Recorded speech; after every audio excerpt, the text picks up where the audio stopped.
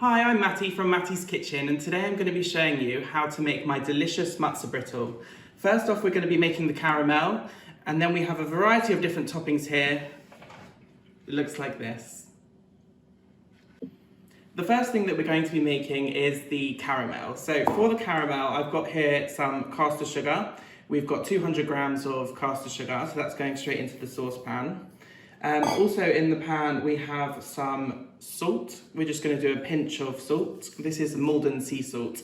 I just find it's a lot more delicious than regular table salt. I've then got 60 grams of water, which is going straight into the pan there. And then what I'm going to do is put the caramel on a very low heat, because what I want to do is gently dissolve the sugar into the water. So we want to be mixing this bit continuously until the sugar has dissolved in the water. And then once the sugar has dissolved, what we're going to be doing is turning the heat up slightly to a medium-high heat, putting the spoon down, making sure we don't mix it, and then allowing the caramel to bubble up until it's a deep, dark copper colour. I've got a thermometer here, which I'll be using. You don't necessarily need a thermometer, however, 175 degrees is the temperature that we really want to be going for.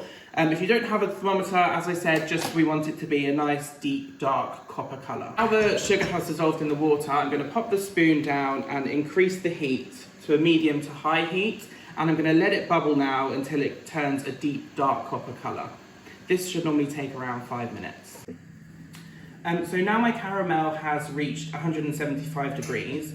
I'm taking it straight off the heat, and I've got 60 grams of cubed butter and 60 millilitres of double cream. I'm going to pour them both in. You've got to be very careful at this stage because the caramel will bubble up. So they're both going in, and I'm going to give it a very good mix.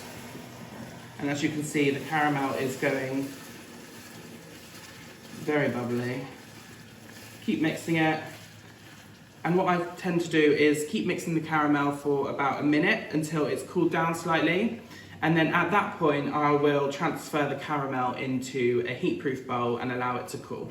So here we have our set caramel.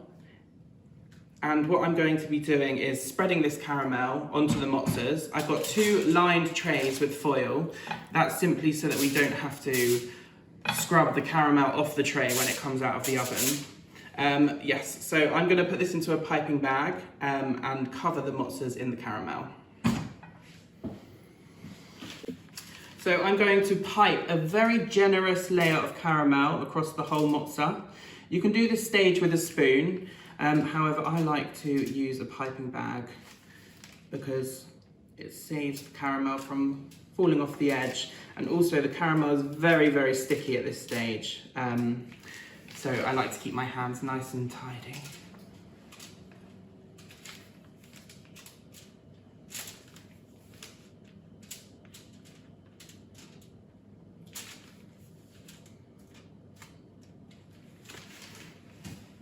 So there we have a very generous layer of caramel on the mozza sheets.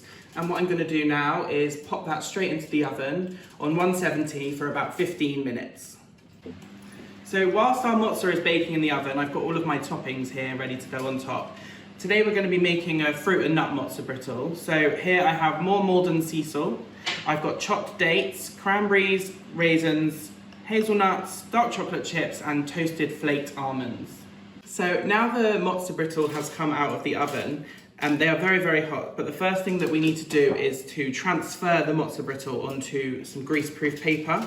This is to stop the mozza from sticking to the foil.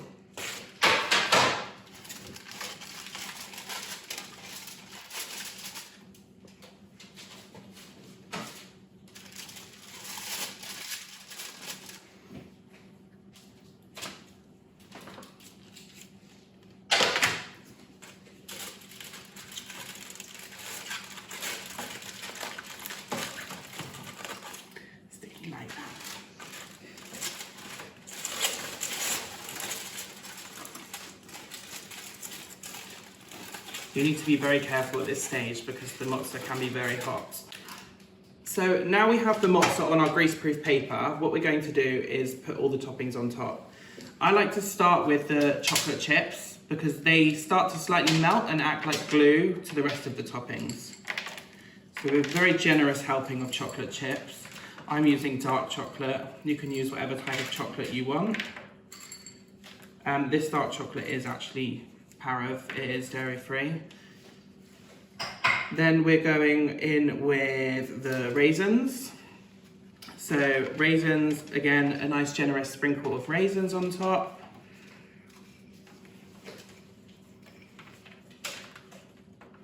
You can use any toppings that you want. You don't have to use fruit and nut. You don't have to use dried fruit. You can use popcorn, sweets, anything that you want. Then we're going in with some chopped dates. Lovely.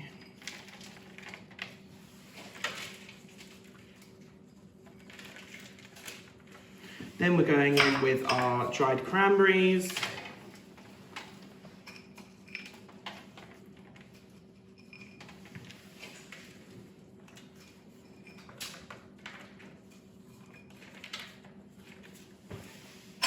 Then we've got our chopped hazelnuts.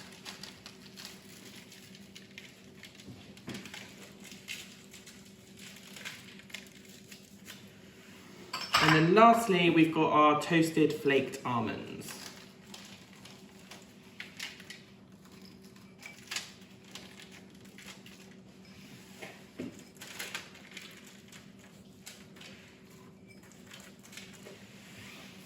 I'm also going to finish it off with a sprinkle of sea salt over all of them.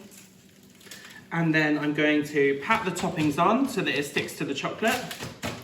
And then I'm going to go and melt some milk chocolate to drizzle over the top. You don't have to use milk chocolate, you can use more dark chocolate, white chocolate, whatever you want, but that topping of the drizzled chocolate really helps to stick it all together. So in this piping bag, I've got some melted milk chocolate. You don't necessarily have to use the piping bag, you can just drizzle it over with a spoon. However, for me, it's all about the aesthetics. So I'm going to drizzle them, cover them in the milk chocolate. This is a Belgian milk chocolate. And then just before they set, I'm going to sprinkle them with some more Maldon sea salt so that every single bite has that salty taste. So here is our finished product. We've got our fruit and nut Matzah brittle. I'm going to snap them now, see if they snap. Oh wow. You can serve them in this size, in smaller, in bigger, however you like. They last really, really well in the fridge. You can also put them in the freezer. Yeah. Good luck with making them.